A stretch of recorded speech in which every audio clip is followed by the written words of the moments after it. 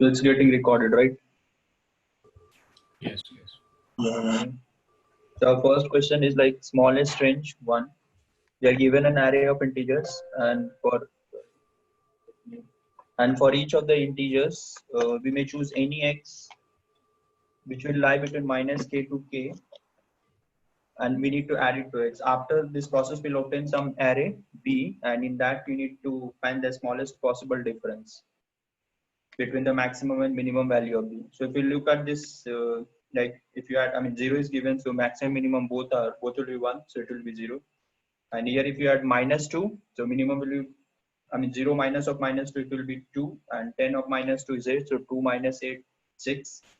And here regarding 3, if you see, so minimum here will be 3, the maximum is also 30, and same in this case. And regarding the constraint, it's like length will be less than 10k and array value will be less than 10k here. So how do you like to proceed here?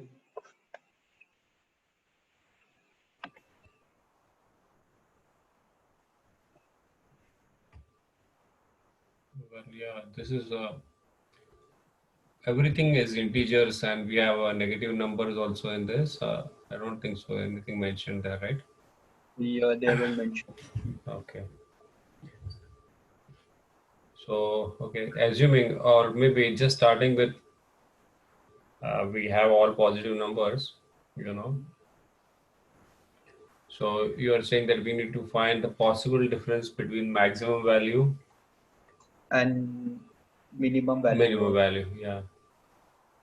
So smallest possible difference, right? So in that case, we need to find both of these numbers, right, which are the smallest and the biggest one in the array A, Yeah, right?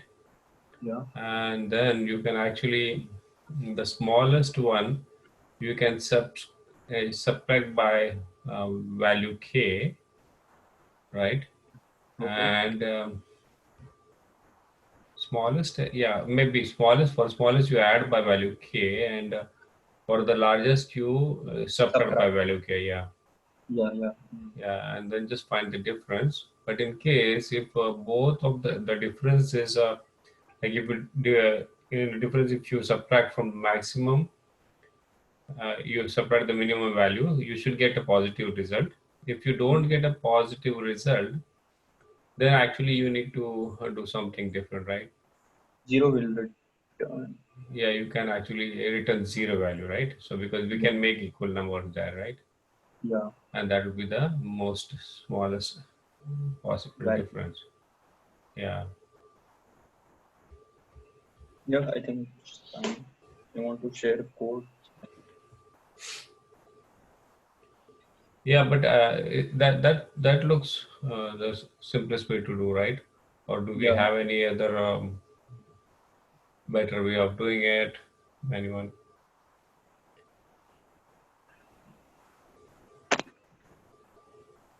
Not tried.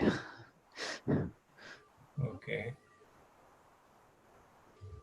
Okay. So yeah, I think you also did the similar approach, Shashank, Yeah, right? yeah, yeah, Okay. yeah. Then maybe you share that because Yes, yes, yes. it's already on the screen. Yeah. So I'm first finding the maximum and the minimum, and just to the minimum I'm adding k, and to the maximum I'm subtracting. And if they are equal, or if this is lesser than this, then just return 0, or just return the difference of these two. It's like Hmm. I'm trying to increase the minimum and decrease the maximum, so that the difference will be lesser. Yeah. So this problem is straightforward because actually we went through this problem, and therefore while reading through each and every sentence of this problem statement, things are very clear, right? Yeah, But the challenge may be in the interview that all the things are not provided, right? So we need to ask more questions, or we might have to take some examples like the example 1, 2, and 3, right? yeah, So yeah, yeah, if you go through all of those, then things are more clear. yeah, yeah. Because I couldn't get the corner case, the last one, where actually example 3, if you have a value of maximum and minimum of the array B if they are same, right? I couldn't get that. So for that, actually, going through each and every example, things made it more clear. But we won't be having all these examples in the interview, right? So we might have to come up with all these test cases, which are very important. That is what I think. Yeah, that makes sense. I think they should give all these peculiar examples, like which are Maybe they will give only one and two. Third one is so that we need to think out of derive. us. Yeah. Mm. Usually they don't give all of them. That is what Yeah. I think. Maybe. Yeah, that becomes a bit tricky in that case, like coming up with the three. Since they have given, that's how we are able to think like that. Right. Right. Right. So here we have to see only two values, right? One maximum, one minimum. We don't have to see the whole array, like even the array length is like some 10 elements, right? Even then we just have to see maximum and minimum of those array elements, right? Right. Right. Yeah, Yeah, that okay. is correct. Yeah, okay. So things become clear only if we actually read the problem statement and actually work on the examples on a whiteboard. Then Yeah, only yeah, yeah. actually they become very clear. Because in the explanation, the example 3, they made those array B as 3, 3, 3, 3, which is it feels like they are trying to add all the elements, like k can go from -3 to +3, Plus, right? yeah, So they are trying to add 3 to 1 and then 0 to 3 and -3 to 6. So they are making equal. So and they're making all the equal and they're just picking up one or two of the elements and subtracting. It looked like that, but actually it is just a maximum and minimum of the elements you pick up. And as Shashank has done, I think that should be good. yeah. Mm. Actually, if you make it equal, that's far better because in that case the difference will be zero, right? Yeah, yeah. Mm-hmm. So our tendency should be to make them equal first. Otherwise, Yeah, but that will complicate, right? If you try to make it equal. Yeah, it will confuse also. Yeah. Yeah, that is easier in the end, but in the beginning itself, it will complicate. Yeah. Yeah. Yeah. Thanks to being more cautious. Yeah. Yeah. Okay. Yeah. Okay. I think Shashank, so that is a good option solution. And anyone in the chat has, I think Uday posted something, right? who they wants to share. Yes. No, I just thought it in the different similar way. If difference is less than or equal to 2k, it should be 0, and if it is greater than, the diff minus 2k, something like that. I mean, Oh, the equations, I just changed the equations, okay. the 7 and 10th line. Uh-huh. Okay, yeah. So if it is a negative, then you actually return 0. Yeah, or else, yeah. It's almost the same, right? Yeah. So regarding So, ST is asking you to understand. So the question is like you are given k and you have to choose x, let's take the second example. You have to choose x between -2 to 2 and try to take that number and append to your array A, each element of the array, and obtain the next array. And out of that, you have to take the difference and obtain in such a way that minimum and maximum should be there so that the difference should be minimum. Yeah, you are free to add any number or subtract any, subtract also, because you can change the sign of that Yeah, k yeah. value, right? You add numbers in such a way that you form two numbers which are the maximum and minimum in the array B, which is the modified one, and that difference should be the minimum. It should be the smallest difference. That way we have to form the array B. Yeah, so that is the reason Shashank actually made it. He actually implemented. He looked for the smallest one in the whole array of A and the largest one in the array A, and then he just did all this trick at the end. Yeah. I hope that is clear to ST. Yeah. I think let's switch to the next. Okay. So this is our minimum swaps in order to make the strings equal. We are given two of the strings S1 and S2 and they are of equal length and they'll consist only of X and Y. And our task is to make them equal and You can swap any two characters that belong to two different strings, and you have to return the minimum number of swaps required to make S1 and S2 equal. In case if you can't, just return -1. So if you look here, XX and YY. So if you take first of this first X if you take, and first Y if you replace, so Y will come here and X will go here. So it will become XY, and both of them will become XY in one swap. So that is what they have done. And in second, if you see, so they have taken first of X if you take, and so first of X and first Y if you take, so it will become YY and it will become XX. So now it become, now again you can take first of this and second of this, like if you see YY and XX it become, and again they are taking first of here and second of this. So Y will come here and X will go there, right? Because of this, these two will again become equal. So on, like in this also. Here you, whatsoever change you try to make, you won't be able to get it. Yeah. So how do you proceed?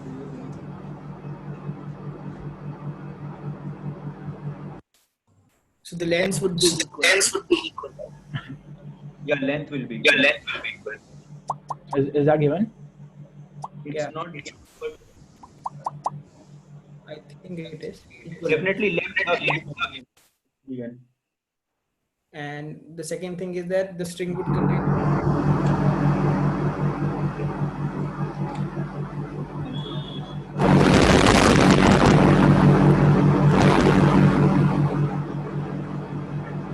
Am I audible?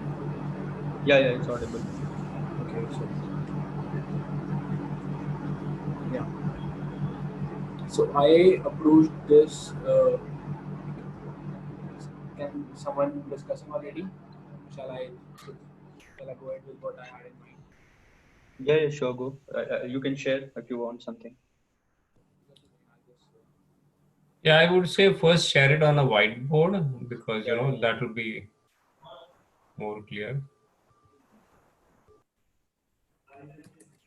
Although my approach was like not the best.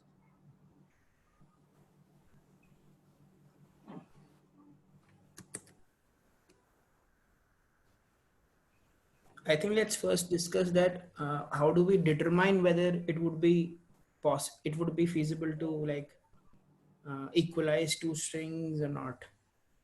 Right. That is what we should do first. Yeah. So, but as per my understanding, if for the strings to be equal, the number of the discrepancies. Ronnie, your voice is coming very meekly. Somebody wants to share the screen. I think no.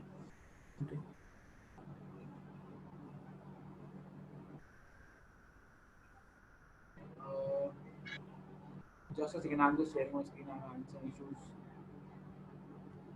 browsing.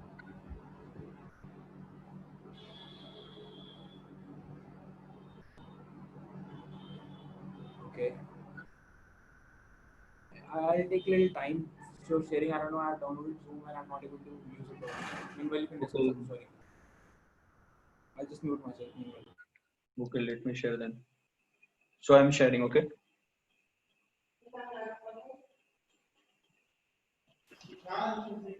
So let me share.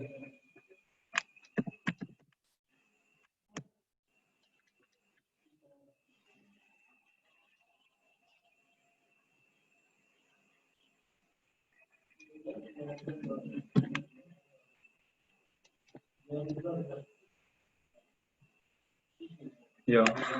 So our string was like this, right? Let's say if these two are the strings given to us, and in how many swaps can we make it equal? So one way is like if you just swap these two, so what can happen? It can yx, and this will become y will go this, and y will this will be y, and this will be x. So this will happen in one swap, right? Yeah, exactly. So when we have xy, sorry, xx and yy, that can happen in one swap. Or yeah, definitely. Okay, and then if you have the other case when they are not x, x, x, x, y, y? Yeah, then I think let's say xy is there and yx, right? This case, right? Yeah. So first, what we can do, you can swap this. You can make it yxx. First swap. These two swap it,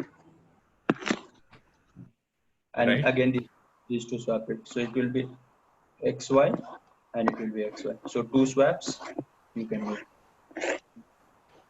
Okay, so if we have xx and yy, that will be one swap. But if we have xy and yx, they will be two Two swaps, right? swaps. Yeah.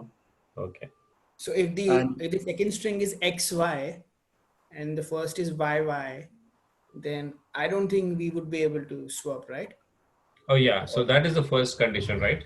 So if we don't have even numbers of x and even number of y's, right, then we won't be able to swap. So we won't be able to get any output. yeah. Right. But again, if it is like this, let's say this is xx, this is yy, and this is yx. And again, you have xx, yy, and xy. This, I mean, this total. So this can again we see. These two we can do, right? And these two we can do. So remaining is these two, yx and xy. This also can be done. So So I maybe mean, first try to make equal, right? Equal sides like x, x, x, x, y, y, y, y, yeah, yeah. and then try to Actually, swap. I'm trying to pair it up. Okay. So if you pair it up, even number of this will be left as a remainder from this string, right? And this will be left as a remainder. Now these two, if you club, they can form a, again, what do you say, proper string. Mm-hmm. Okay, so whenever we have xy, like if you now consider x in the S1 and y in the S2, right? So Yeah, if we have yeah. x, y like that combination, if we Mm-hmm. have even number of those pairs, then we can just divide, Okay. say like divide by 2 and say we have each with one swap, right? Exactly. Yeah. Okay.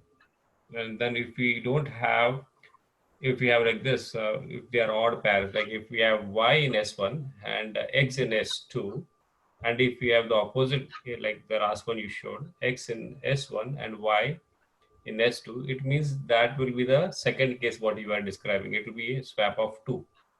Exactly. Yeah. Okay. And if we have alone this, we Just can't. a question. So what is S1 here and what is S2? The down one is S2 string. Right. S1 will be the first one This one. and down is the S2. Yeah. This is your S2. Okay. But you're breaking okay. Yeah, got it. I thought you So said I am. the bottom one is the S2, right? This Yeah, one? this one is the second one is S2. This one. Okay. Okay. Okay. No And problem. this is S2. So the first But thing if is we can find number of y's and number of x in strings. If they are equal in S1 and S2, then we can continue to swap and try. Yeah. Otherwise, it is -1. We can't do it, right? yeah, I mean, Yes. even number you try to find first. Like Yeah. even number, because this will be done, right? This is a multiple of 2 and this is also a multiple of 2. No, no. Even before that, like swapping, like you just try to find the number of y's or number of x in both the strings. If they are same, then you can say that you can swap. Otherwise, you can just return -1. Yeah. I don't think they have to be equal. No, yeah, I'll show you one. But How they we have to be even numbers. Yeah, Right. They have to be even That is numbers. what, Yeah. yeah. yeah. Can you make this one? You can't make Yeah, this, right? even number is fine. So I think the way I take it is that the difference has to be an even number. No, Yeah, if you go in detail, then the difference also. If has it's to even, be. that should be fine. Yeah. That. It's like Yeah. let's say we have in one string we have 4 y's and the other string we have 3 y's. So basically we have to come to a equal figure. So I won't be able to get that because if I lend 1 y to my other string, then the other would have 4 y's and the first would have 3 y's. Yeah. No, but the length of the string is given equal. It's mentioned in the question. S1 has to be equal to S2. I'm not talking about the length. I'm talking about the individual character. Characters, okay. Yeah. It's saying the differences. Okay, okay. Okay, so how do we approach the problem? We have both the cases now. The example 1 and example 2 are the two cases. And Yeah. as Pradeep said, right, if we can find the even numbers of x's and y's, if they are not, then return -1. So that is the third. So we have all the conditions now, right?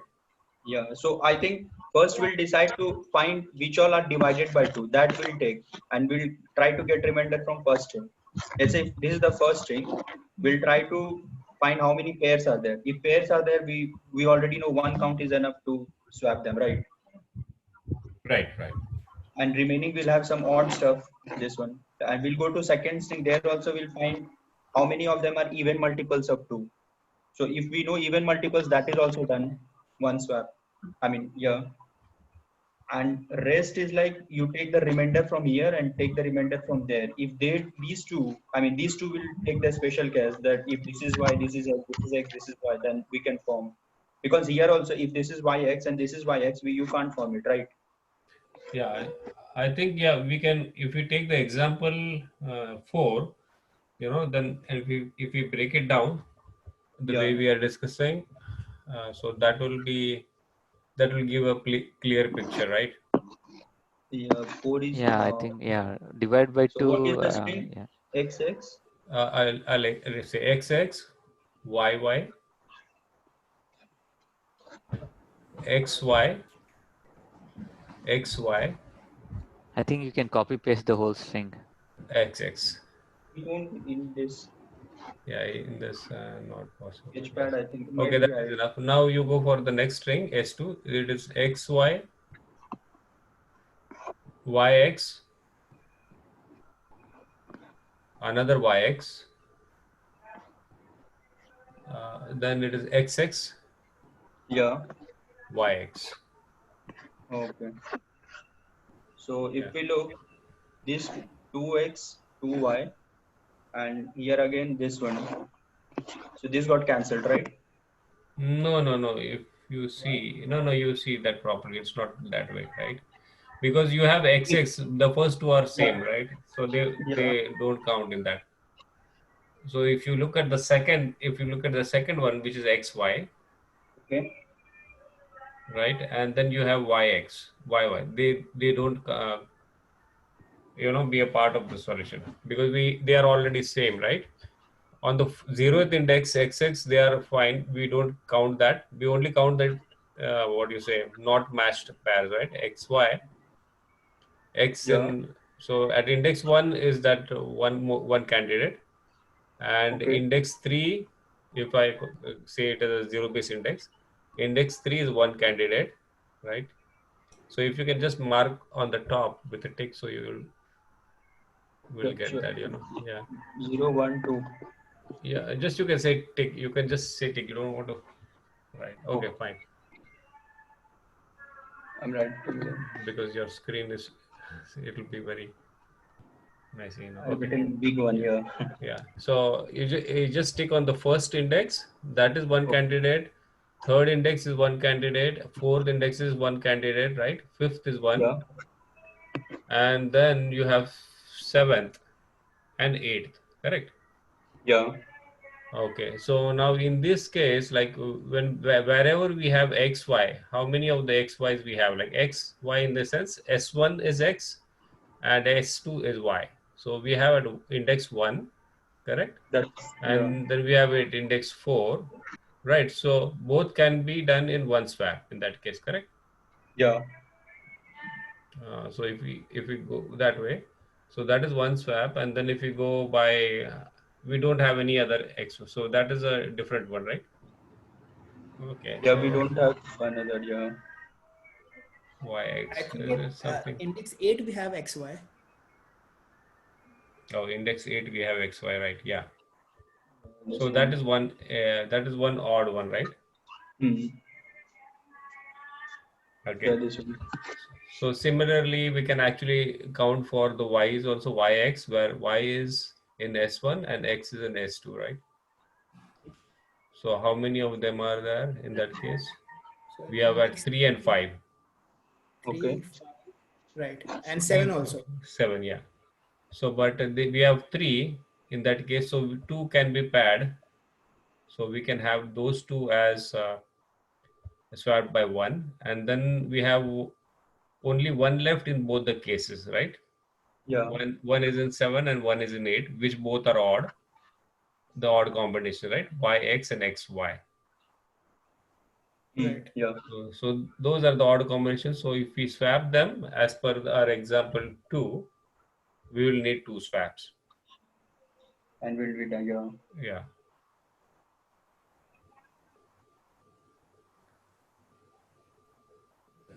So totally we'll count like even number of x in first string and even number of x here, right? I mean, we'll divide first xy. We'll calculate xy pair. We'll find how many of them are even, and yx pairs how many of them are even. Correct. Yeah. And then remaining we'll check. So usually the remaining will be only one odd pair every time, correct? Exactly. Yeah. And that explicitly we'll check whether it is xy or yx. Yeah. So odd pair will be from each of the set xy and yx 1 1, right? Yeah. So we need to find out if the xy and yx, if they both are even. If they both are even, we don't have to consider the odd pair at all, correct? Yeah. So if they are odd, then only we have to consider that odd pair. And whatever it is, we just have to divide by 2 because we just use one swap, right? Yeah. So for xy, whatever, how many counts we get, we just divide by 2. Same we do for yx. We divide by 2, then we add both of the values. So that will give us the number of swaps which we do for xy and yx, correct? Yeah. But when we are calculating for xy, then aren't we already considering yx as well? Come again, Ronnie, I didn't hear you. Okay, so when we say xy, we mean xy in string 1, and when we say yx, we mean yx in string 2, right? Right. Yeah. So when we like consider xy from string 1, then do we need to add yx for string 2 as well, because we are internally swapping xy and yx, right, among themselves. No, I was thinking, when we have xy pairs, like if we have even numbers of xy, so we can always swap within the same group and we can do that within one swap, right? Right. So the same thing happens for yx also. If we have even numbers of them, if we have another pair of the same value, yx, so y being in S1 and x being in S2, so then we can do that swap in 1. Why? Yeah, so we can just satisfy that in 1. So therefore I'm saying, like, if we count the number of combinations xy and yx, if they are even, we just have to divide both of them by 2 and then add. That will become our answer. And if we have even odd numbers, then we have to just divide them again by 2 and take the values, and we already know that we have odd values from both of them, and we just add 2 because the odd swap, as per the example 2, takes 2 swaps, right? Yeah. So if the string is say x and y, so we have two xy pairs, right? X and y. So Yeah. you are saying like xx in S1 and y1 S2? Yes. Right. So that will be in our case xy pair, right? So we are saying xy will be 2 because we are saying x in S1 and y in S2. Yeah. So we have two xy pairs. Right. 2 xy So, pairs. we don't have to swap anything, right? In this case. Okay. So Oh, I'm sorry. Okay. that will be example 1, right? So the way you are saying. Matches Okay. with The way, yeah, it's slightly confusing because both the values are x and y always, right? Okay. Yeah, I mean it's easy also because 2 values are only used. Yeah. Yeah, otherwise more values they introduce. Okay. So if we are left with just one single odd pair, like we have just one xy left, Okay. then I mean, how do you take this? So No, you have to check we with the other. won't be. That case won't happen because in that case, if it happens, then we'll have to return -1. Okay, so Oh, yeah, basically in the this case, it will have minus 1. should be in even number. Yeah. Yeah. So see XY pairs, when we say XY, X in S1 and Y in S2, and XY pairs if you count, and if you count YX in the sense Y in S1 and X in S2, right? Right. So if you Yeah. if you count both of these separately, the As one. differences, so either they both should be even or both should be odd. Right. So if they both are even, then it is very easy. And if they both are odd also, it's very easy, but we have to add just because we have another XY and YX combination. So we need 2 swaps in that case. Right. So this is the example 4, right? In this case, we have XY 3 and YX also 3. Okay, so in that case, what we do is we divide XY, that is value 3 divided by 2, which will get 1 swap, right? Similarly, we do for YX, which we divide by 3 by 2, which will get 1 value, integer division, right? So we say 1 plus 1 will be 2. So we need 2 swaps to do that. But we know it's being an odd value, both of them are odd. So we have another combination of XY and YX. So we need another 2 swaps in that case. Therefore, the value will be 4, right? Yeah. Okay. It's like, but if we have odd pairs in both of them, then it's also fine. Like they can club, right? So that is what we have in this example 4, right? We have both of them as odd pairs. And if we have Odd. even pair, it is very simple.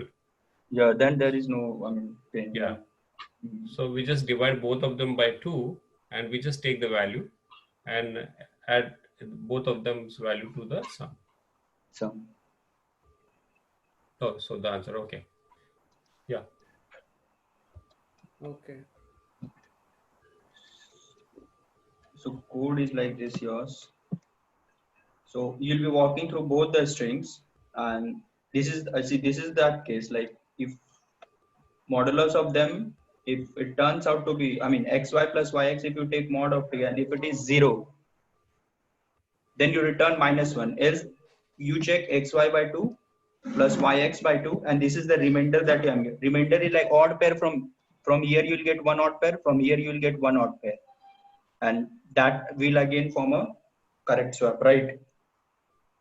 Yes. So anyway, it's going to be yx mod of 2. If it's an odd, you'll always get value 1, right? Yeah. And Yeah. for x1, yx, so you'll get another value 1. So we need 2 swaps there. And if both of them are even, yx and xy, we will get value 0 in that case, correct? Yeah. These two will be 0. Yeah. So if the line 1 is, if the line 9 is true, Okay. then we mean that both xy and yx are even, right? Yeah.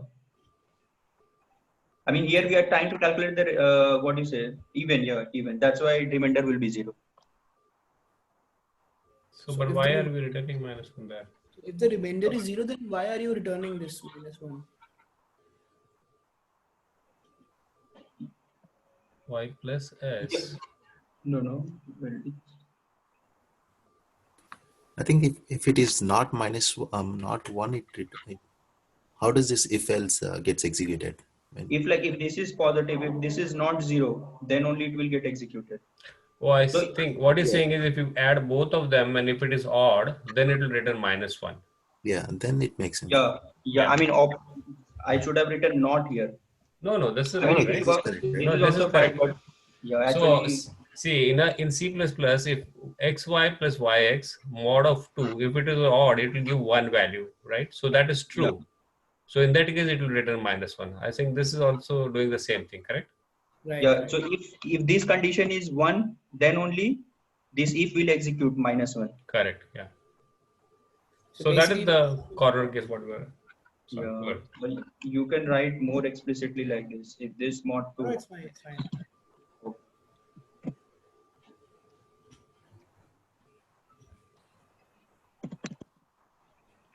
I had a little different approach than this.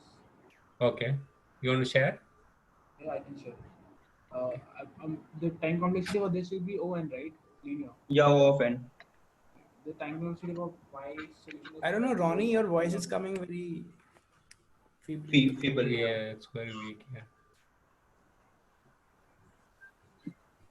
Can you be a bit louder?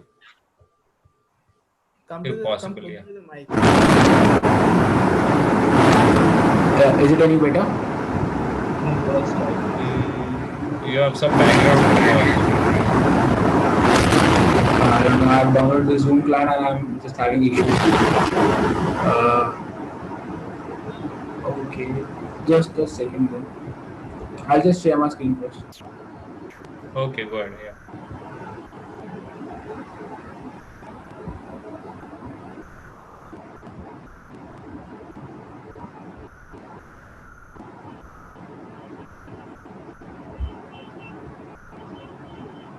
Can you share? Can you see my screen? Yeah. Yeah,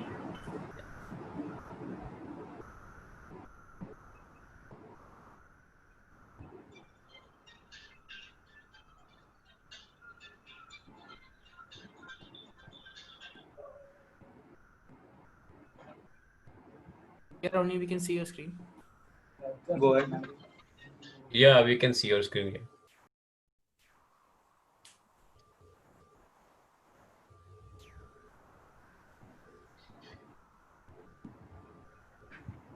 I think he is not audible.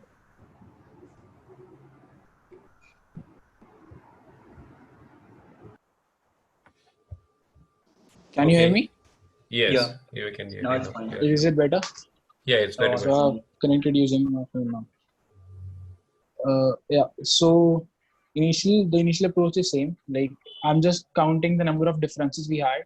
Like for iterating over S1 and S2, line number 12. And if this differs, then I'm just pushing S1 of I.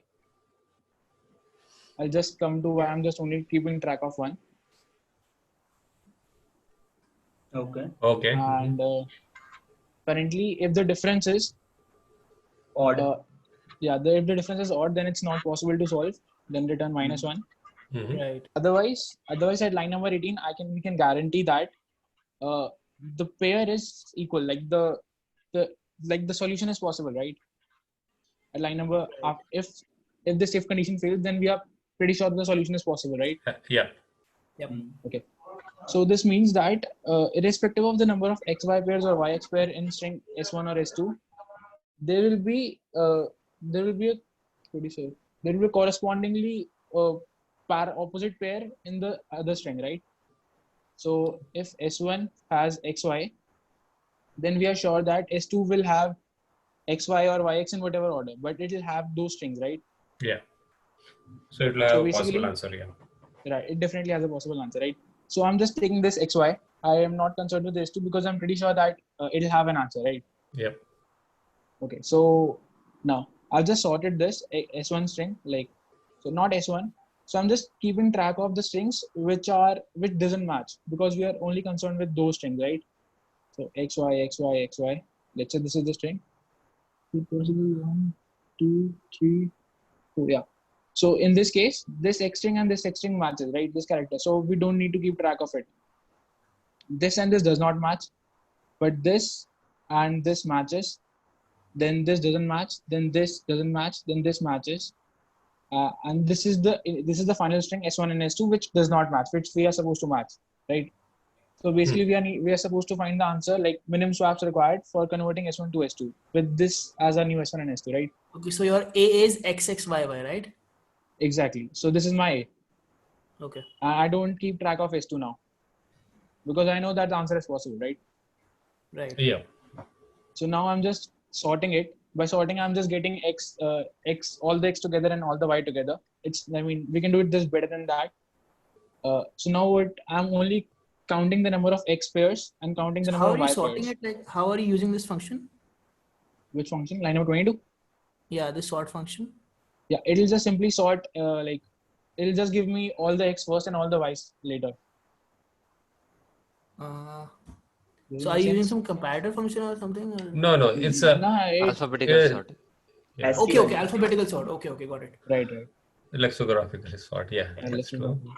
My bad. So now at this point we have all the X here and all the Y here. right? Right. Yeah. So basically, if all the x come together, like if they are equal, like x and x, then we can like swap them with the corresponding. Assuming there had been a b string, which would have been formed from s2, then we would have something like xxyy here as well, because we would have sorted, right? Mm-hmm. So we would have used this xx with this yy, and it would have taken us one swap to correct these, Yeah. right? And for this yy, we would have selected this xx, and this would have again taken us one swap to correct this, right? Correct. Yeah. So in total, it would have taken us two swap, right? Mm-hmm. So, but we don't need b because we already have a, right? Mm-hmm. So I'm just grouping the x and y together now. So in this for loop on line number 24, I'm just checking if my current character, current I and I plus 1, if they are same, if they are not same, then it means we have xy and y. If it means we are like this, right? Okay. The It's an current odd I pair. is, Mm-hmm. it's an odd pair, exactly. So it means it will take us two swaps to reach the answer. Mm-hmm. Whereas if it's an even pair, x, y, y, Mm-hmm. then it would have required us like only one swap to reach the Okay. answer. Yeah. So you're going explicitly and comparing each and every pair, right? Okay. Yes, sort of. Okay. I'm just Yeah. actually counting the each pair and not comparing them, right? You're counting them, yeah. But for counting, you have to still go through that array, yeah, at least for the Yeah. first part, until you Right. reach the border condition. If you reach the border condition, then you stop over there, correct? Right. That's Yeah. right. Okay. Yeah, makes sense. I don't understand like how is like I know sorting is helping, but how did you like think of it? Actually, yeah. Actually, it took me a lot of time for this. How would I think of it? Okay. Can we take an example? Yeah. Take that example of 4 in that case. Yeah. Yeah.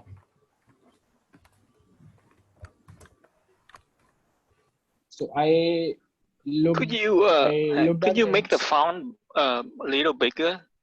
Yeah, sure.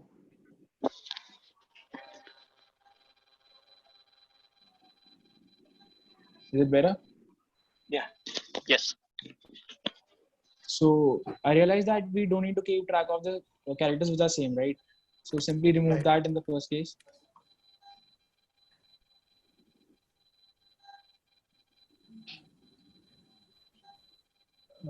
And this, right? So we are finally at this. Now I know that the answer exists, right? I mean, since Right. the pair mod 2 is not equal to 0, so I know the answer exists.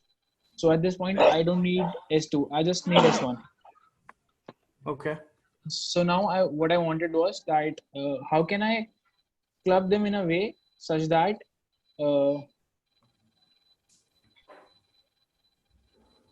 there was two things here. How can I club them in a way such that I get like minimum sum, right? Sorry, the minimum number of swaps, right? And Right. in the example is given that if the characters are same, which is xx or yy, then the count is 1. If it is xy or yx, then it is 2, right? So I just need to group them together, Okay. right? So xy, yx, or So Okay. here you have 3x and 3y's. right.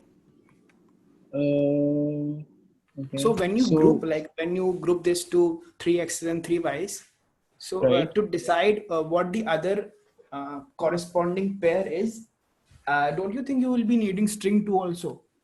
No, because I already know now that the string 2 will always have like the corresponding pair, right?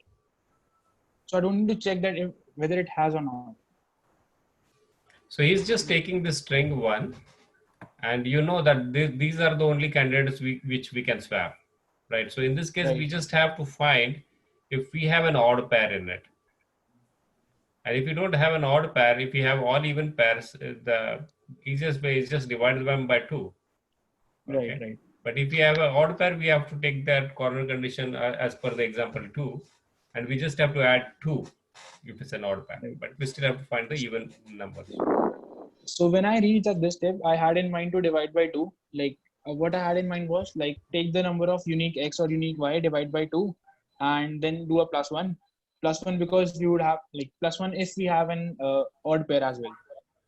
But it was like I realized that it will fail in an example. I forgot it now. But yeah. That would be the same as if like we sort S2 and then we compare, index by index, right? But this is a shortcut, right? Right. Sort of. Yeah, Yes. right. This I understand.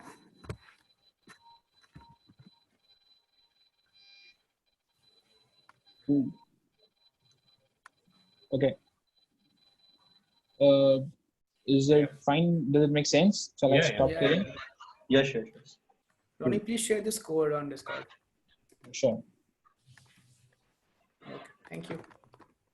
Thank you. So, Uday wants to share or something? Yeah, I saw him, but I don't see him in the forum now. I think he's left. So he was saying that it feels like two pointer swap x and y from either of the strings. Okay. Yeah, it is almost similar to that, but we don't have to explicitly do any swapping. Right. Yeah, we just find what the odd pairs and yeah. So we had two approaches. One Shashank showed and one Ronnie. So I think that is. If anyone has any other approach to share. Yeah. I think what Ronnie shared, according to me, was more like intuitive. Yeah. Mm-hmm. Because Yeah. No, yeah, that is a good approach though. But only thing is he is using a sorting, so that will be n log n. Right. Will I don't think that we need sorting. I mean, we can do it without sorting as well because I'm just trying to group it, right? Yeah, you could do it that way also. Correct. Yeah, like I'll just try to think of a way of where. Yeah. Uh, You could just count the values of again Yeah. x's and y's and then come to some optimized version. Because ultimately some interviewer will surely ask why n log n. We can do it with the O of n. But to start with, Right. yeah, surely that is one way we should go. Yeah, thank you. so our third is like integer to Roman, and it's straightforward. Like one, these are the symbol representation, and two is written like this. Number 29 again, so on. Like, I mean, we have to convert this into Roman number all in all, and we know the rules of converting it, right? 58 is the L stands for 50, V for 5, and P 8. So this is like, so how do we proceed here?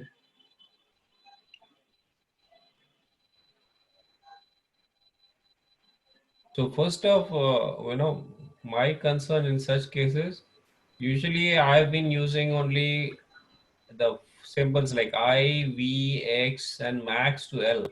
I Yeah. never knew of the C, D, and M. Means Yes, C also. yeah. So if something comes up like this, is it good to ask the interviewer what the values are going to be? Yeah, I think we have to clarify because we don't remember. Till L, everybody remembers because that's 50 up to here. Yeah. But D and M is extreme. Like, Yeah, CDM for me was something I need to explore and find out. Yeah. but K stands for 1000, right? They have written M for 1000. Or maybe that might not be a Roman. No, a K is something else. Okay. And why it limit to the maximum of 3,999? Oh, we have a constraint there, right? Yeah. Where? Yes. Okay, yeah. Right. So the range will be from 1 to 3,999. Why so?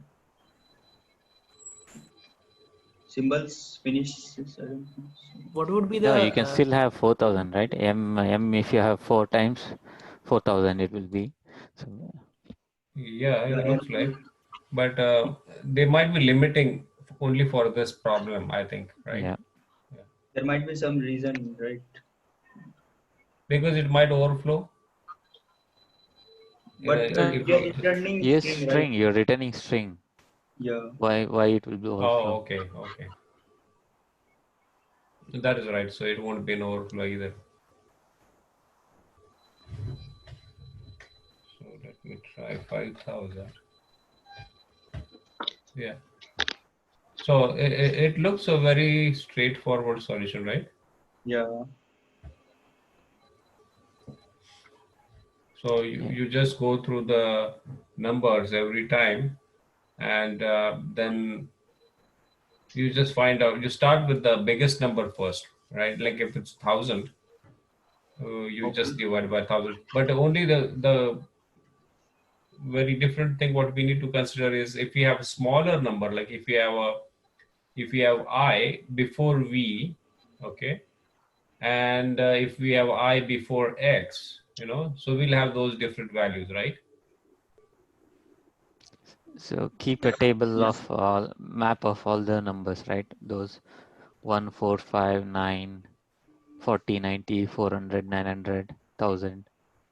If you keep all those in a map, you Mm-hmm. can then see if it is 1000, more than 1000.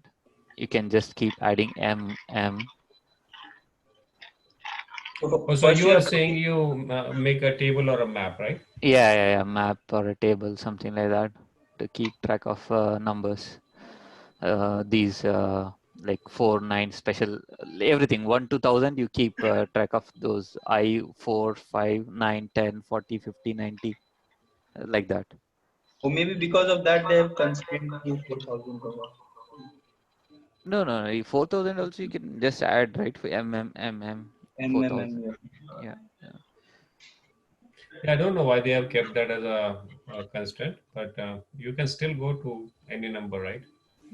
Should be possible, as long as it's not overflowing in the integer value. So even after making dictionary, you have to first what Santosh was mentioning, like you have to divide and check if it is a falls into 1,000 category. Then only we can map it with the dictionary, isn't it?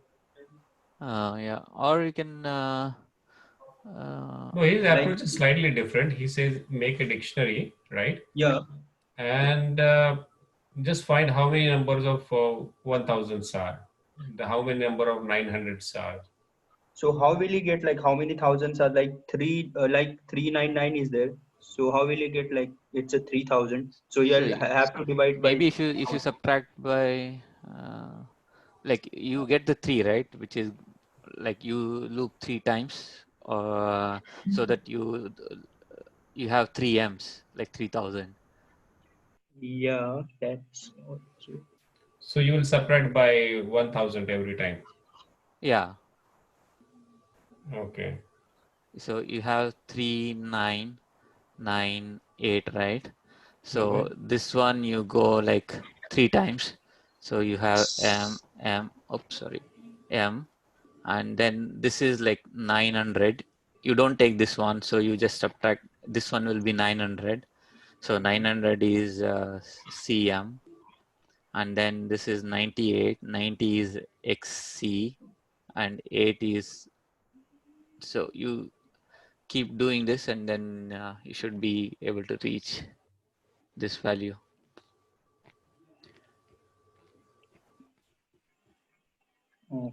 So if you say if you take the value 1,000, now if you have an integer, okay, so 1000 how do you take that value 1,000?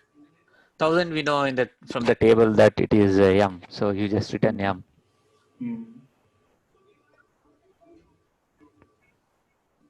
I'm not still clear, because when you have an integer num which has 3998, that is an input to you. You already have created dictionary, and then So now. you subtract 3998 by 1000, maybe.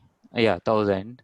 Okay, but you do that because you know this number is 3998. Yeah, If we are given a number 398 only, not thousands, then what do you do? 398. Yeah, so you compare it is less than 1000, right? You compare it is less Okay. than 1000, then move into 500.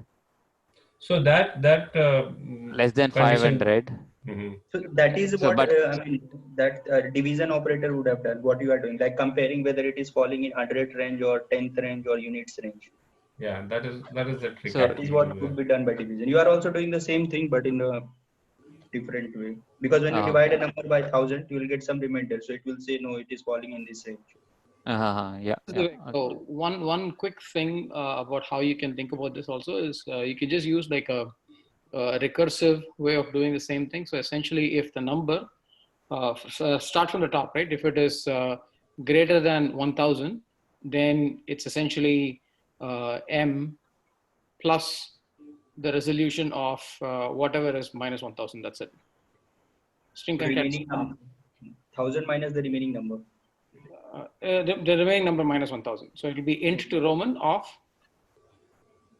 it will be a string concatenation m plus int to Roman of number minus 1000. Okay. And then if it is actually greater than 900, okay, it will be like essentially what is that? CM. Yeah, CM. Yeah. Plus num minus 900, and Yeah, then it's one. You could just like put a bunch of if conditions, and that's it. It will just work. Okay. The thing here is that, I mean, it's a little weird. The reason why it is 399 is that 4000 specifically requires you to know what 5000 is. Because that's like, if whatever is 5000, that's X or Y or whatever, right? So, or P. No, I converted in Google. It is 4Ms, 4000. Oh, is it? Okay. Yeah. I mean, usually there are probably different systems there, but if it's 4Ms, then I think it will work all the way up to 10,000 or whatever, right?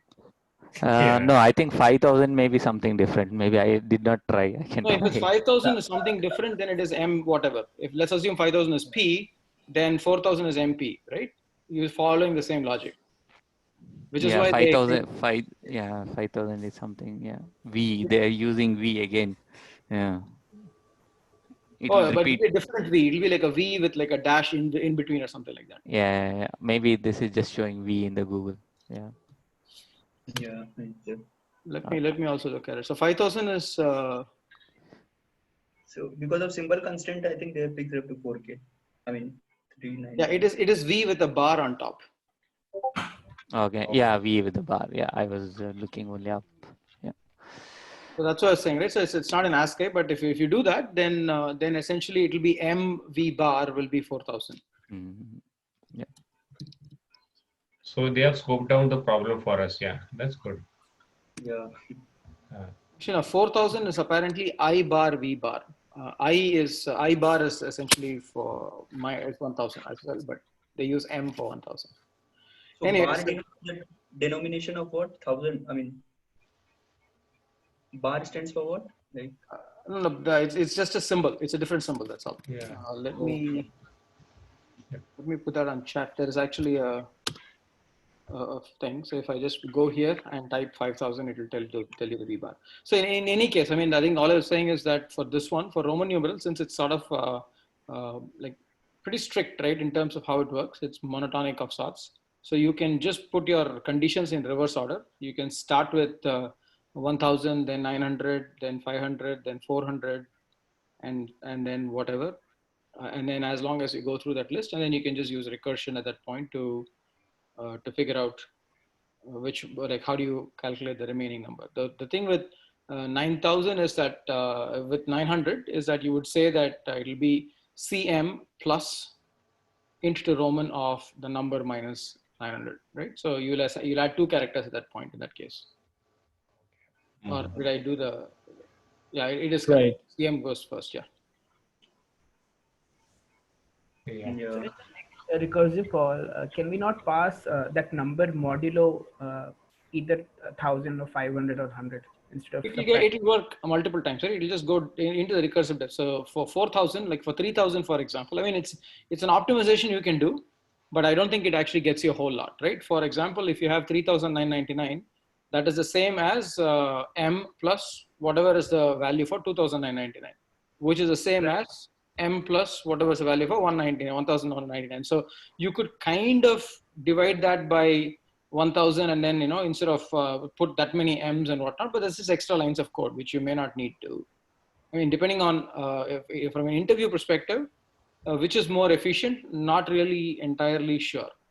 One is essentially the call stack depth will be higher, and the length of the depth of the call stack is equal to the number of essentially how many glyphs or how many symbols you're resolving, and that's not really that bad for any number between 1 and 399, right? Yeah. So I would optimize for compact code in this particular case and make it simple. Actually, if you write the code, it will be super simple. If whoever is presenting, you can just maybe just go and do the like you're using Python. I'm not familiar with it, but you can. It's the same concept is the same, right? Just write 1 or 2 if statements, and you'll see how trivial it is to write the whole thing. Yeah. So first we have to make some one-to-one matching of symbols, like this represents that. I mean, kind of dictionary. No need for a dictionary. You can just do as a part of the if condition. So how will you fix the symbols then? If number greater than 1000, Okay. then return m plus int to Roman of num minus 1000. That's it. Next line is if num greater than 900, return cm plus whatever, right? And that's it. Yeah, so it's a bunch of if conditions. The if condition itself is the mapping, right? Yeah. It's a kind of one and the same thing. Yeah. You don't need to do a lookup specifically. I mean, you can kind of do that by saying that the limit and the symbol, and then you can say for the whatever value in the dictionary with key comma value. But then the problem with that is that you want to make sure that the keys are in sorted order. So you can't use any dictionary. You'll have to use like a sorted, like a dictionary that preserves it, like a tree map or something. Right. We'll hard code. Or maybe have 2 vectors, one for the value and one for the array. Use an array or something. Use an array or a vector so that you have to preserve the order in that case. I think it's just more cumbersome, and I think you can, from a logic standpoint, in an interview you don't even have to write all of it, right? You can just simply say that I'm going to write all the logic exactly the same way. Like 1000 is like this, 900 is like this. 500 is like this, 400 is like this, and you can just put a dot and you're done. I mean, you don't need to write the whole thing, and you can communicate to the interviewer exactly what you're trying to think of, and it should be fine. That's how I would do it. I don't know if you guys had any. Yeah, I think so. That should be easiest way of doing it. So you're saying like if num is greater than or equal to 1000, so I will say that my answer will be m plus into Roman for num minus 1000, right? Correct. And then again, I have another else if where I say if num is greater than or equal to 900. There is no else if. It's just continue because you would have already returned, right? Yeah, but I'll have to take care for 900, 500, 400 also. No, but 900 will not be greater than 1000. So can someone write that code? Who's presenting? Are you going to write, Shashank? Yeah. Okay, go ahead. Yeah. Just write it. I mean, just write. First line is if. Like num greater than 1000, greater than or equal to 1000. That's a good catch. I think I've been saying greater than always. Then just simply return m plus m in quotes obviously, but that's okay. Int to Roman.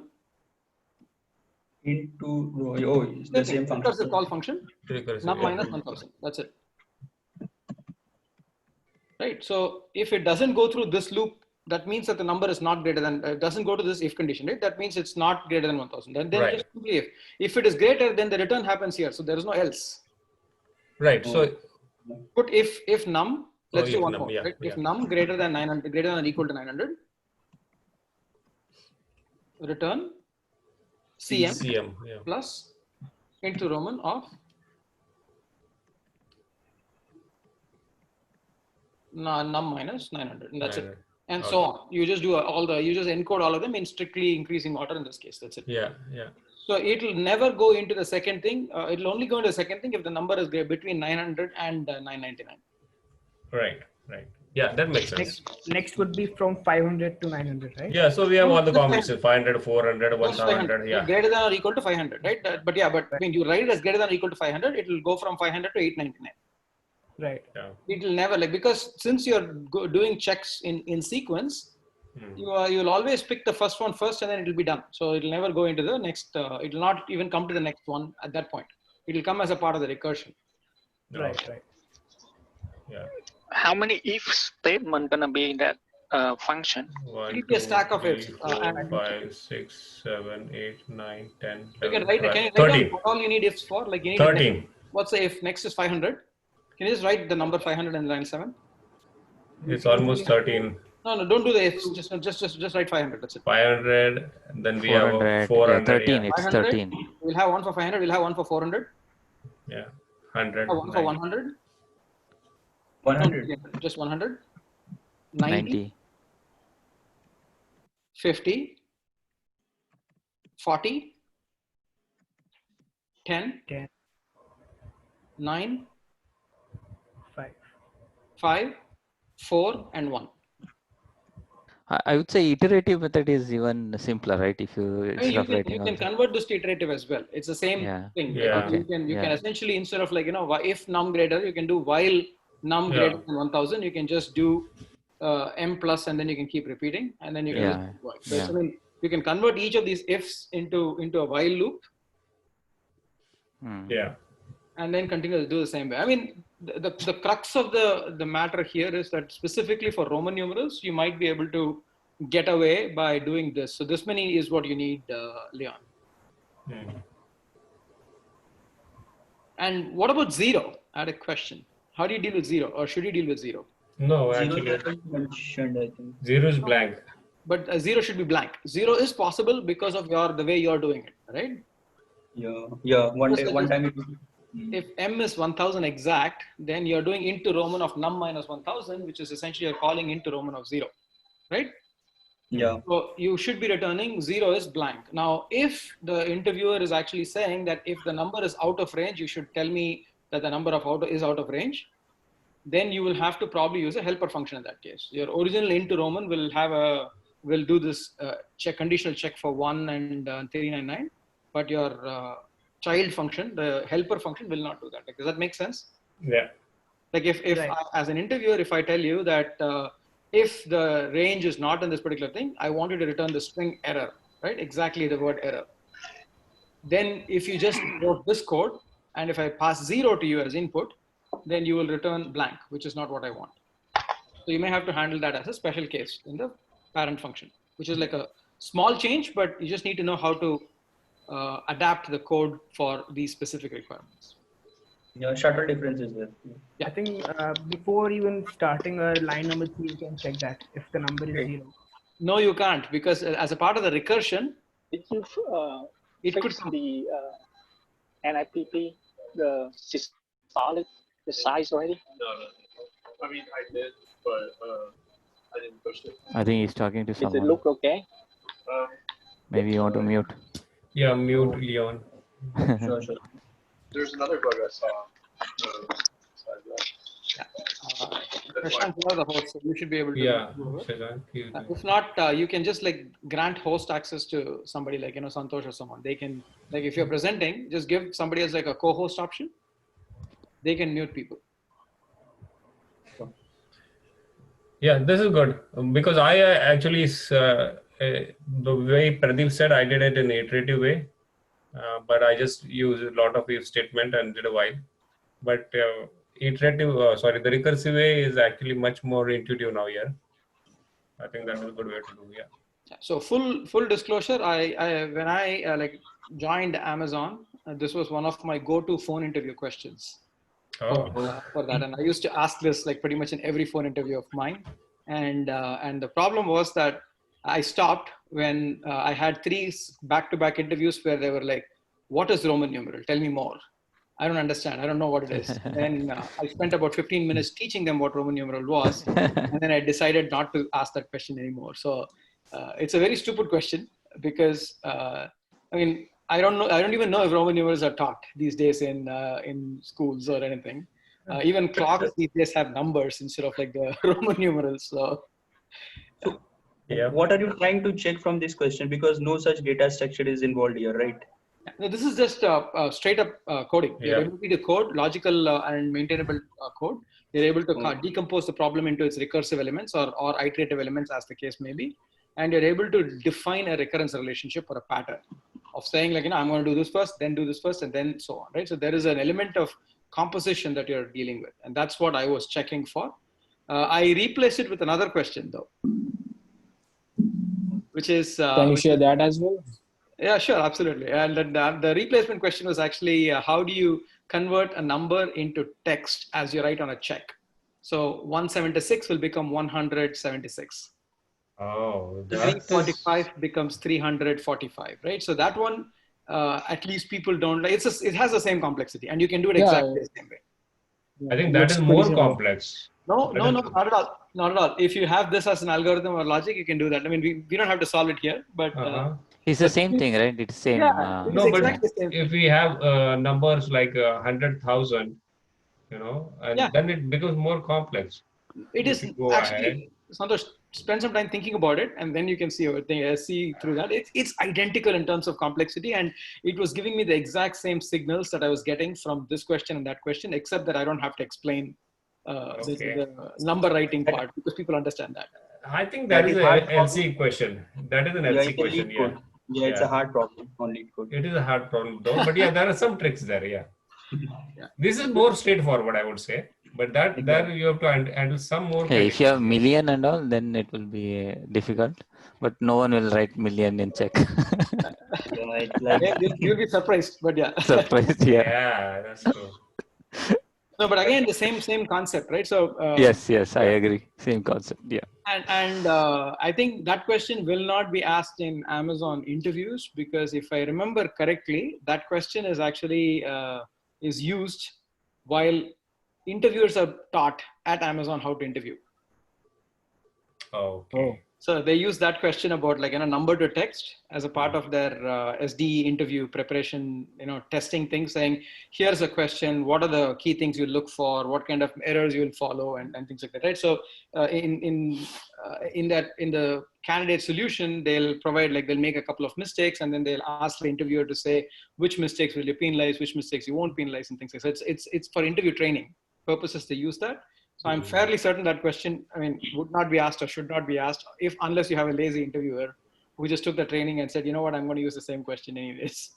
But, but that said, this question is like a pretty near and dear to me because I used it long ago. And I've seen different solutions for this, like an iterative, recursive, like just straight up linear. I've seen the division method being used. People mess up a bunch of times in that where they use like integer division, non-integer division, and a whole bunch of other things. So it's just all over the place. So don't expose too many things in your code that could be potential vectors for bugs. So as long as it's like pretty simple, straightforward, it's just good. Like this code that we have on screen right now is intuitive. It's reasonably error-free. I can't see, I can see what the bugs are if they are there right there. And then like on the other hand, if I had like a looped structure where I'm going through the loop and I have all these things in place, the code might be compact, but I don't think it's as maintainable. And I don't really expect these things to change a whole lot. Like I don't expect L to be replaced with something else in the near future. So from a understandability and whatnot, I think this is simpler and easier. So those are like my 2 cents. Yeah, that's great. Thank you. Thank you. So I was wondering, like, if the number is say 3998, so instead of like passing m plus into Roman, what if we like we do 3m plus then into Roman num modulo 1000? So will that make a difference, or is this the same thing? It won't make a difference, but then the thing is that for 4000 you can't do that, right? You should for 400 you can't do that, right? Yeah. That logic doesn't apply for 400. That doesn't apply for 500. It only applies for 100, 1000, 110, and things like that. Correct? Right. Yeah. And that is like essentially just makes the code. The code doesn't look the same. That means like from a cognitive load standpoint, if I'm debugging this code, I just have to think separately for that particular thing. It's just, it's definitely a clever way. I think we talked about this earlier as well, just a little while ago. doing it iteratively versus doing the number division versus all of these things. There are like subtle variances. I have run this question at least 100 times, and I think I've seen like bunch of different answers, and they're all correct. There's nothing wrong with any of the answers. It's just that some of them are relatively easier to write, and you really don't get a whole lot of extra brownie points for doing that compression. Mm-hmm. Like I've seen people who do recursion, but then they do iterative version first and then they do the recursive version. It's kind of like weird. Like they're converting from number to this, right? So they would, instead of like doing a modulo and division, they would do a while num greater than 1000. They'll keep subtracting 1000 and then they'll accumulate the m. And then they will do recursion on the remainder. It's like, that's not, I mean, infinite options are available, right? People can do whatever they want to do. It's how they natively think. Yeah, because this will be a clean way of doing it instead of doing a while loop for 1000. Yeah. Yeah, definitely.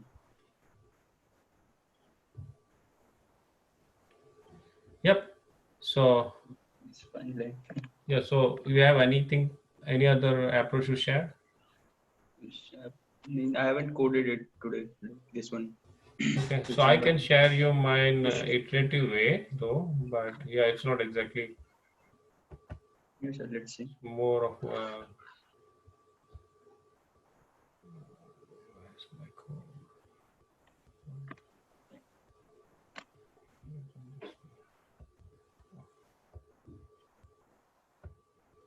yeah, but it's an iterative version. So I did this way. I just, while num is, I'm just returning, if it is 0, returning blank, or else I'm just going through this while loop. And it's like, if it's greater than 1000, I just, add m to my answer or keep on subtracting. Then the same thing I do for 900, 500, 400, then 100. So only if it is 400, I just say CD. Like 990, I do XC. Just go down till here. And I actually did something like this over here, but I realized I should not. So I can just have an else statement with this one also. I don't have to have a while loop here. Because then actually I won't be able to compare that while num at the beginning. So yeah, both things work, but it is a different way. And Vivek said the iterative way of, if you can convert this one into iterative way, actually it is more easier also, right? Can you scroll further down? Why did you choose num %5 as opposed to num -5 logic wise? They both will do the same thing, right? At 5. Num 5. Yeah, line 62. Oh, okay. yeah. Actually, I should no. Actually, it might have happened by mistake also. Yeah, but it works though. Yeah, both of them work. Because I like to see the same pattern everywhere. And like, for example, you also had num greater than or equal to 5, and then you're using num equals 9. Why is it not greater than or equal to 9? Oh yeah, there are some mistakes we did. Yeah. Right? I mean, it shouldn't matter. The output is the same in this case. And if you go further up, I want to make sure that you've done greater than or equal to 900 though. Most of them, yeah. Yeah, there you go, right? Greater than or equal to 90, greater than or equal to 900. So, I mean, it doesn't matter. Yeah. No, it should be consistent for sure. Yeah, absolutely. That's the whole point, right? Yeah. I mean, I think, so what you have done here is iterative, and can you go up? Oh, that's where you're doing the while loop. Got it. Yeah.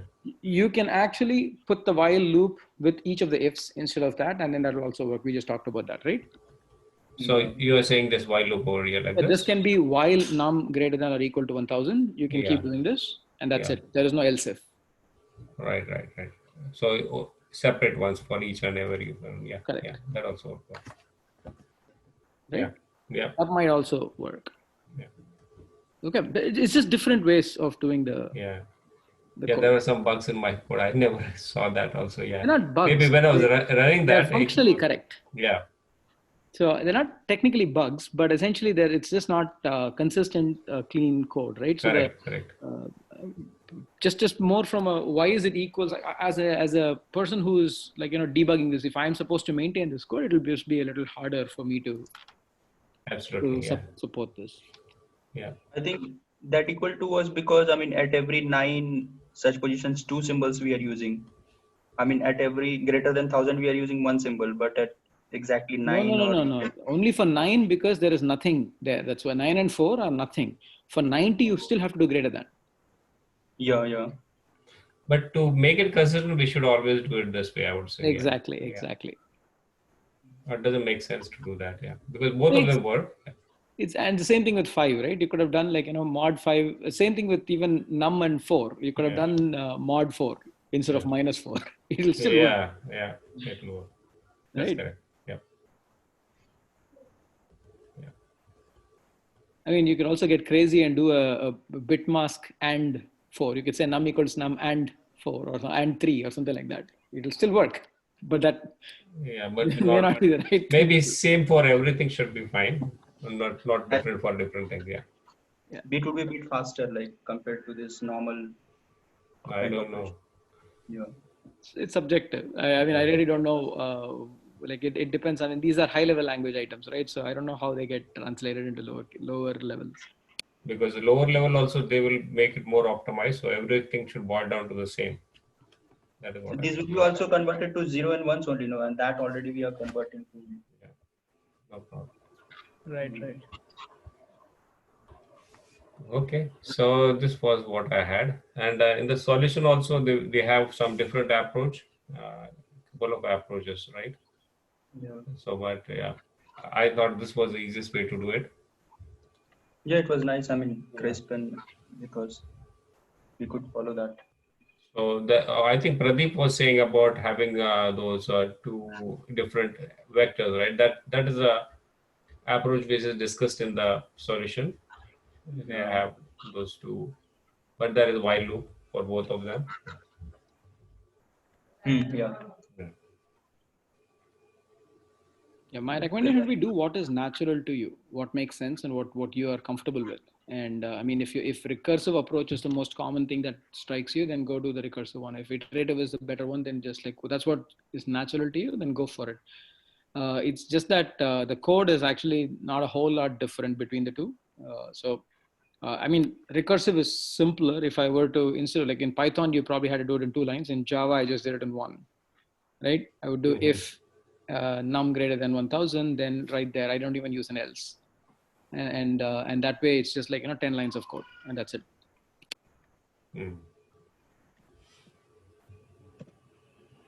Yeah. But if you always do what's only natural to us, won't we like restrict ourselves to what is natural to us, and won't it limit our thinking?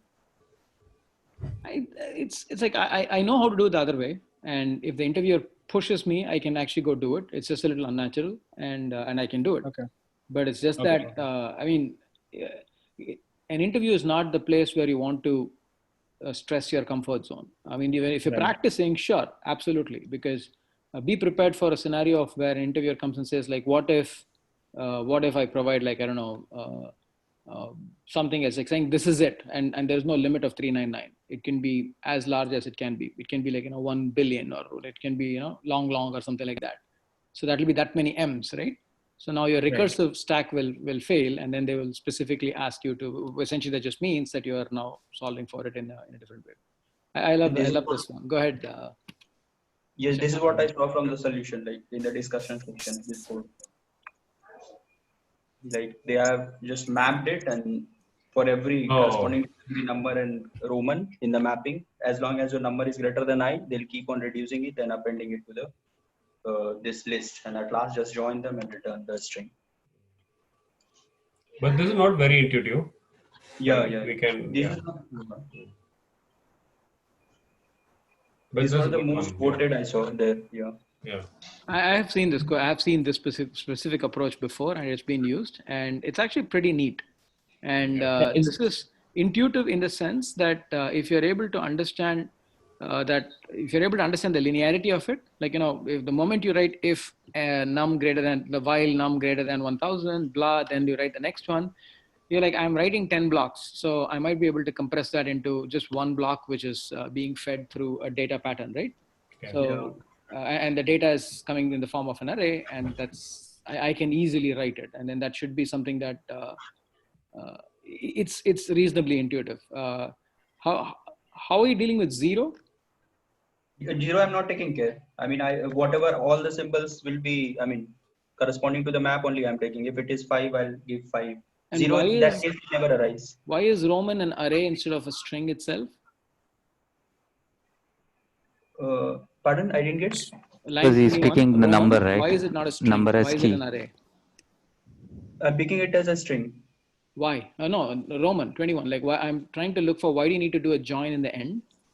Join because each character will be like, I mean, you'll have like this M, comma, N, comma, V. So you need to append at last. Why not have Roman as a string itself? And then you can just do Roman equals Roman plus. Yeah, that also you can do. I mean, N answer plus equal to M directly you can do. No, I think in Python we don't have that strings are immutable in Python. I think that's why we don't. That's right. That's right. That's right. Got it. Java would use a string builder or a string buffer. String. This way you will get. So you need to append these things. So that join operation will append it. Like, But so Vivek is saying, why don't you use string instead of using an array? Yeah, we could have used that also. Okay. Yeah, that's good. It's like I mean, I didn't do it. I just saw it from the discussion section. Yeah. This is essentially what Santosh read, right? It just compressed the as Vivek said. Right? Mine the was code very looks same. specific, right? It was very They're not the explicit. same solutions. The reason, two key differences. One is there is a bunch of the while loop is independent at the symbol level, so it will run through the M1000 3 times before it actually checks for other things, and then it will go for like the whatever V, then it'll so on. Whereas in the Santosh's thing, it will do M and it'll go through the whole bunch of ifs and then it'll go back and then do it, because the while loop was outside the for loop in that case. Right, but essentially, I mean, yeah, that makes sense, right? Yep. Okay, then. So that's all we had for today, right? Yeah. Yeah, sure. I think I just checked in Python, the lists are mutable. Strings are non-mutable. You can't. Strings are mutable. Okay. Okay. Okay. That's good then. Yeah. Great. And Shashank, one thing I'm learning Python. So what is the use of passing self in the function argument list? Self is like this pointer. It's like there is some variable which you have defined if you want to make that variable as a global. Okay. So you can append self to it. So that you can use it in any other function or anywhere throughout the class. Okay. So self basically responds to the object, right? It's not like a global thing. It's kind of object only. I mean, self. I mean, we initially we initialize it with def. Initially, if you write a constructor in Python, so self dot some variable. For initialization we use self. Right. Okay. So if I have to use some global variable in a function, so I'll be using it like self dot. Self dot A, self dot X. No, I don't think it follows that. I think self dot represents like a object, and then if you do self dot X, it's basically like this arrow X, like in C++. So it's like this one, yeah. Global variable, like I can, if I declare in one function, I can use it using self in other function. Okay, so you use it for a global also. Yeah. So it's like it's in the same class. Variable. Yeah, class in the same class. Yeah. It will not be inside the def init function. It will not be inside the constructor. It will be inside the like a static class member, not a def init, something like that constructor is there. Right. Yeah, no problem. Okay, thanks everyone. Yeah, thank you guys. recording. Yeah, thank you. Okay, thank you. Thank you very